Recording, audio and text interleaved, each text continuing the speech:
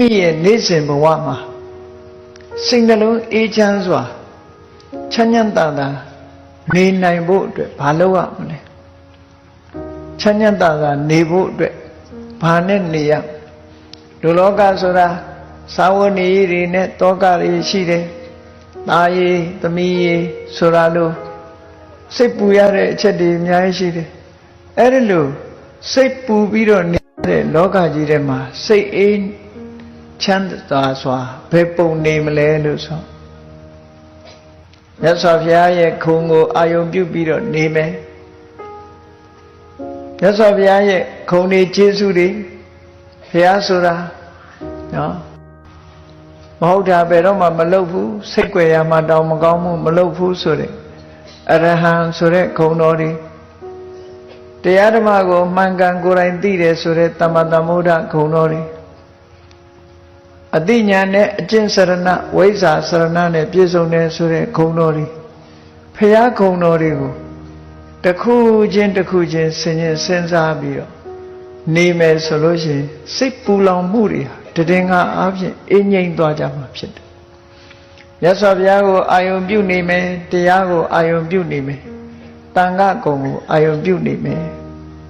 ဘုရားတရားတန်ခါထဲမှာစိတ်ကိုနှစ်မြုပ်ပြီးနေမယ်ဆိုလို့ရှိရင်ခန္ဓာဆောင်စည်းမှုအပြင်စိတ်အေးနှလုံးအေးချမ်းစွာစိတ်အေးလက်အေးအခုလိုဘဝမှာနေမယ်ဆိုလို့ရှိရင်ဒီဘဝမှာလည်းချမ်းချမ်းသာသာဖြစ်လို့မြတ်စွာဘုရားရဲ့ဂုဏ်ကိုအာယုံပြုနေတဲ့အချိန်မှာတရားဂုဏ်ကိုအာယုံပြုနေတဲ့အချိန်မှာသံဃာဂုဏ်ကိုအာယုံပြုနေတဲ့အချိန်မှာဘာဖြစ်လဲလောဘလည်းမဖြစ်ဘူးဒေါသလည်းမဖြစ်ဘူးမောဟလည်းမဖြစ်ဘူးဘုရားကုံတရားကုံသံဃာကုံထဲမှာစိတ်လေးဟာတည်ငြိမ်ပြီးတော့နေသွားခုခေတ်ပြောတာလို့ဘုရားကုံပရိစိတ်နေမယ်တရားကုံသံဃာကုံပရိစိတ်နေမယ်ဘုရားတရားသံဃာကိုအာယုံပြုနေခြင်းအပြင်စိတ်နှလုံးအေးချမ်းမှုရရှိနိုင်တယ်လို့ဒီလိုဆိုလို့အကယ်၍ဘုရားကုံတရားကုံသံဃာကုံကိုအာယုံမပြုဘူးဆိုရင်